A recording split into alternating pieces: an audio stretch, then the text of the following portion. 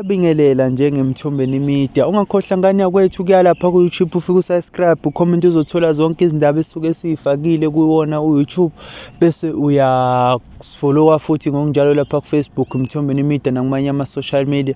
Ngani zakwethu ezinye zezindaba ezinhle ezingenayo zokhumbula ukuthi bekade kusaqhubeka laphana indaba kaSweet Guluva ngaye umhla ka-23 kuvale ngaye ke umhla ka-23 uSunla izolo la kade kuvotelwa khona uSweet Guluva kuphuma yona imininingwane noma kuphuma yona imphumela ukuthi ubani ozowina wagcina enqobileke uSweet Guluva. Abantu abaningi badlulise ukubonga ngokuhlukahlukana kuma social media kodwa singeke sakwazi ukukhohlwa uyenziwe Ndimande. Uzokhumbula ukuthi uyenziwe Ndimande udlale igalelo elikhulu bafowethu.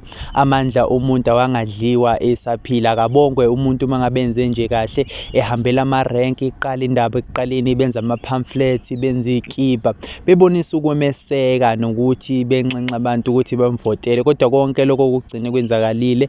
Sibone nabaculi abanye abahlukahlukene kuma social media bemposta benxenxa ukuthi yaqhubeka votele uSweet Guluva, ugcine ewinileke uSweet Guluva ngoba nakuma social media abantu abaningi ukuthi noma ufaka umsebenzi esikhundleni zokuxhumana abantu kuma comment bethi vote for Sweet Guluva, ukubonisa intshisekelo nothando bekade benalo ngoSweet Guluva nokubonisa ukuthi bafise awine. Uma isizwe saZulu noma singabambana ngalendlela sindle emnyama sikholela ukuthi singaya phambili ngale kokuthi umuntu awumazi. Abanye baningi abantu abakhomenta abanye bethi abamazi uSweet Guluva kodwa kunalenkolelo yokuthi angayenza lento yenzeka. Siyabonga kakhulu eyenziwe Ndimande ngegalelo lakho olenzile noma indimo oyidlalile. Ayikho into ebuyisa ithemba nekunika amandla mawumuntu ubona indlela noma ubona irole osuyidlalile kumuntu iphumelela iya phambili. Thina njengeMthombeni Media sizothi sikufisela konke okuhle lokho kwenzile engathi ungaqhubeka ukwenze nakwabanye